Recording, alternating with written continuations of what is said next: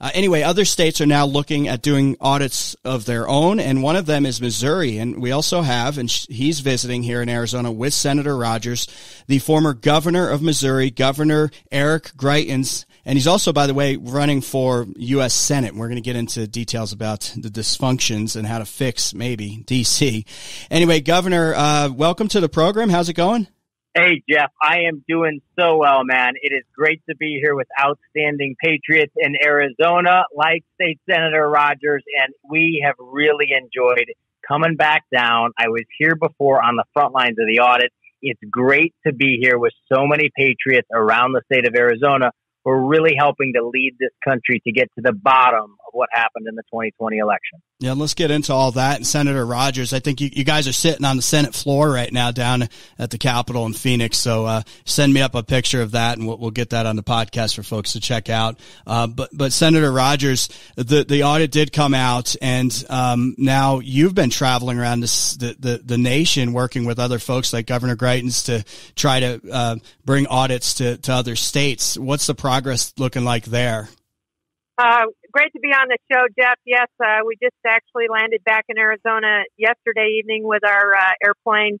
There are so many other states now who have had state representatives and state senators sign my letter to decertify the 2020 presidential election, to call, in their cases, for the recall of electors in their states. We have over 90 state legislators now who have signed my letter. The second iteration of it went out yesterday on social media. This is so important that we audit all 50 states, and that state senators and state representatives, both from Arizona and all the other states, rise up to call for audits and, in some cases, decertification. I have Governor Greitens here visiting. I'm hosting him because not only did he come out to represent Missouri to look at the Arizona audit, but then I was with him in Missouri a few weeks ago to support him, to endorse him to become a U.S. Senator from Missouri, because he's one in Missouri who gets it. Yeah, and let's get to that Senate race and the D.C. dysfunction here in a second, Senator and Governor. Governor, let me ask you this.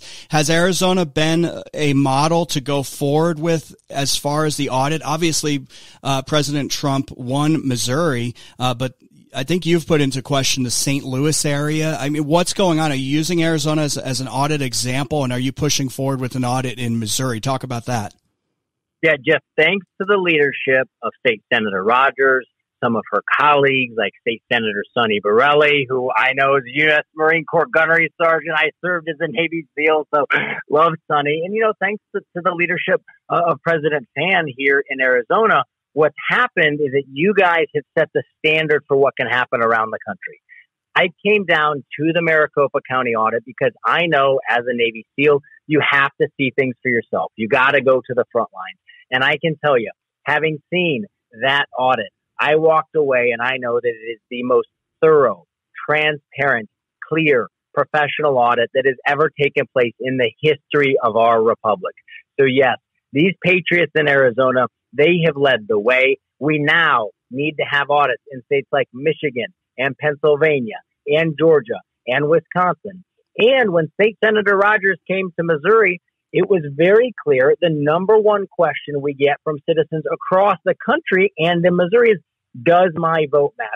And that's why we need to have audits in all 50 states, because people across this country, Americans, we will never all agree on who we should elect, but we should all be able to agree that our elections are sound and fair, and we should all have a belief in the integrity of our elections. So absolutely, Arizona has been leading the way. We need to have audits across the country. Well, Governor, are you, obviously you're running for U.S. Senate coming up here in the 2022 election. Do you have concerns with the election integrity going forward, or has your state put things in place, kind of like Arizona has, and I think more is on the docket coming up this legislative session, to ensure that people are more secure and that the audit is more, or the election is more secure going forward? Do you feel confident going into that 2022 election? Jeff, we need to do more. We absolutely need to do more to secure our elections. First, we need to have these audits of what happened in 2020. I mean, when you see in Arizona, just with the Maricopa County results, over 50,000 illegal ballots, and the left is claiming that Joe Biden won by 10,000. What happens is with these audits, it really helps people to get to the bottom, to see what the true problems are. And the fact is, we need to have reforms. We need to live in a country where there's an election day, where people show up on election day. They show up with their ID to vote. They vote with a paper ballot. And, you know, Senator Rogers and I, we both served in the U.S. military. Of course, you have your military ballots. Of course, you have ways to certify and make sure that we have authentic ballots from people who are in a nursing home, for example. But generally speaking, we have an election day. People show up with an ID and they vote with a paper ballot. That's where we need to get to in Arizona, in Missouri, and around the country. Senator Rogers, let me ask you this as a follow-up to what we were talking about last week when we went into, for a long time, great detail about the audit, and we talked about paper ballots. And we know that here in Arizona, I don't know, the vast majority, 80+% vote by early ballot. So they're mailed in. Do you think it's realistic? Can we go back to a polling place situation in Arizona, or are people just too hooked to the convenience? I'm all for just showing up. We have one election day. It'd probably be better. We'd have less ads going on for forever, because there's that period before the election actually happens where the early ballots go out. Do you think we can go back to that, or are we stuck in early ballot land? Well, if we are stuck in early ballot land, we need to move to the futuristic ballot that State Representative Mark Fincham has been promoting, that has 20 different measures of security in it, in the paper, in the seals in the paper, where it can be looked at with the QR code recognition component of a phone. And then once it is cast, it is put up onto the internet immediately so someone can see if he has voted, and it can't be stolen. So if we are stuck with that model, we can still far better secure it than what it is now. Governor, let me ask you this about going to D.C. And I've become more and more under the belief that D.C., under its current form, under its current trajectory, that it's just unfixable. And I might be wrong. I hope I'm wrong. But I'm at a loss as how to fix this thing. You must have some optimism that it can be corrected, what's going on in D.C. How do you fix this mess? What do we do, Governor?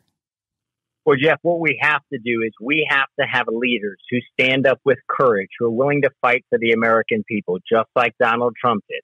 And you may know, Jeff, I'm the only candidate. I came out and I said very clearly that when I'm in the U.S. Senate, we're also going to vote for new Senate leadership. I'm not going to support Mitch McConnell. We're not going to support business as usual. We're not going to support career politicians. We're not going to support serving lobbyists instead of the American people. Instead, we're going to go in, we're going to do what President Trump did, which is maintain faith and fidelity to serving the American people. You know, when I became a Navy SEAL, did 4 deployments overseas, I took an oath to support and defend the Constitution of the United States against all enemies, foreign and domestic. And we need to have leaders who are willing to do the same thing. And the good news, Jeff, is that I know, Colonel Rogers knows, courage is contagious. And what's happening now, because of Colonel Rogers' leadership, because of Sonny Borelli's leadership, you also have people around the country who are stepping up. They're stepping up in state legislatures. They're stepping up to run for the Congress, stepping up to run for the Senate. My belief, Jeff, is that we need to have leaders at every level, at school boards, in counties, in cities, in state legislatures, at the national level, who stand up and push back against the left, push back against their COVID tyranny, push back against their ridiculous efforts to defund the police, push back against the Biden administration turning our border over to Mexican drug gangs and cartels, push back against their weakness in foreign policy, push back against their efforts to debase the currency. We need to have leaders who are willing to stand up and to fight. I've been a fighter my whole life, Jeff, not just as a Navy SEAL. You know, I came back home after my team was hit by a suicide truck bomb. I saw how the government was failing my friends who'd been injured. I got in to help my fellow veterans rebuild their lives. We can revive our republic. This is a beautiful gift that we have all been granted, the opportunity to live in the United States of America. And the time has come now for all of us to stand up with courage. The left is not going to stop. They're only going to stop when we stop them. And that's why patriots around the country need to stand up and fight, just like State Senator Rogers, Sonny Borelli, and Karen Fann have been doing here in Arizona. And Governor Greitens, I'm glad you mentioned school board because it's the often forgot area of, it's down the ballot. And what's going into our kids' heads for decades, I think, has led to where we're at. Look, Senator Kyrsten Sinema, who we all may disagree with on a lot of her policies and her stances, she has been holding the line as far as the filibuster here in Arizona and her and Senator Manchin, and on this ridiculous $3.5 trillion spending boondoggle that folks are telling me is more like $5 trillion or more. That's not, Congressman Gosar last week said it isn't even written yet. These people are standing up and we're seeing the left almost implode. Senator Sinema got confronted in a bathroom the other day, which made national news. Here's my question. Has the left finally been exposed? I thought they were exposed when they were burning stuff down here in 2020. But have they finally gone too far, even with some of the more centrists, if there's such a thing, in the Democrat Party? Well, Jeff, they've clearly gone too far for the health of our republic, right? All of their efforts through 2020 to attack the police, to defund the police, what did that lead to? It led to the largest increase in murders in the history of our country. Over 30% more murders directly tied to their efforts to defund the police. To put a human face on that, Jeff, that's an extra 5,000 people across the country who lost their lives. And it's no mystery why that happened. It's because the left was out attacking the police. We don't need to stand for this any longer, Jeff. When I was governor and Antifa and Black Lives Matter came to Missouri, we defeated them. We defeated them. We sent them packing after 3 days, and they burned, overturned some potted plants and broken some windows. We did not allow any burning or looting. I was very clear that when I was governor, I said there is no safe space to loot and to burn like other politicians had given you. I said, when I'm governor, if you loot and you burn, the only safe space you're going to have is in a jail cell. And you know what? When people stand up with courage, we can defeat the left. You know, Jeff, I've heard from State Senator Rogers and others how you've talked about this in the past, that great quotation that we know it's so true throughout history, that all it takes for evil to succeed is for good people to do nothing. Now is a time when the left has been pushing. They've been pushing to take over Hollywood, to take over the mainstream media, to take over higher ed, to take over K through 12. We need to have leaders at every level, at the school board level, at city, at county, at state, at federal level, who stand up with courage and say, now it's time for us to fight. We're going to revive our republic. And I believe... Go ahead, Senator Rogers. Go ahead, Senator Rogers. I believe we'll take the U.S. House back and the U.S. Senate in 2022. And it's my job to ensure that there's election integrity restored and faith restored in our system here in Arizona.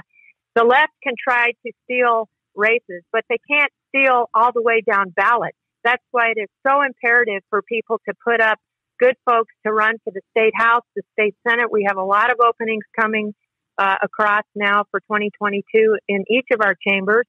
And for mayor is such an impactful position, as we well know, in Flagstaff in particular. And city councils and school boards, they cannot steal those races, okay? And we will ensure that they don't steal them at a higher level. You have these rogue entities who flout state of Arizona legislation that we've passed, that the governor has signed. We cannot let this endure.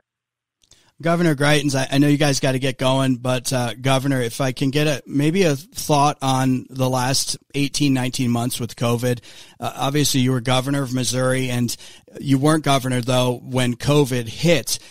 Did it shock even you as far as how much authority and power and how much really abuse has gone around around the country with governors? I mean, even governors in some red states went crazy at first, but the governors in the blue states in particular, Newsom and you have Whitmer, Governor Whitmer there, and of course we got rid of the Cuomo guy over there. That he was one of the top tyranny type governors. But did it shock even you the power of these governors and the abuse that they imposed on their citizens? Jeff, it was absolute tyranny. That's what it was.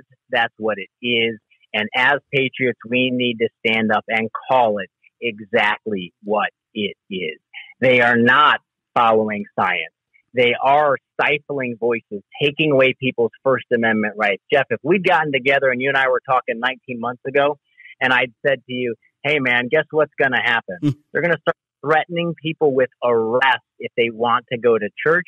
You might have said to State Senator Rogers, hey, your buddy Eric, I like him, but he seems a little crazy, right? But that has, in fact, happened. Yeah. That's exactly what they're doing, Jeff. And again, we need to stand up and we need to fight at every level. People need to go in there and do this for their kids. Do this for the future of our country. Do it because it's the right thing. And again, when people stand up, when we make our voices heard, again, Jeff, people can do that. They don't have to run for office. Let people know that you listen to Jeff's radio program. Right. If you're listening right now, let other people know this is where you get good information from. Do that. Share information. Our founding fathers knew that a republic would only survive if we had strong, courageous, informed citizens. So be informed, act with courage, and we'll take our republic back.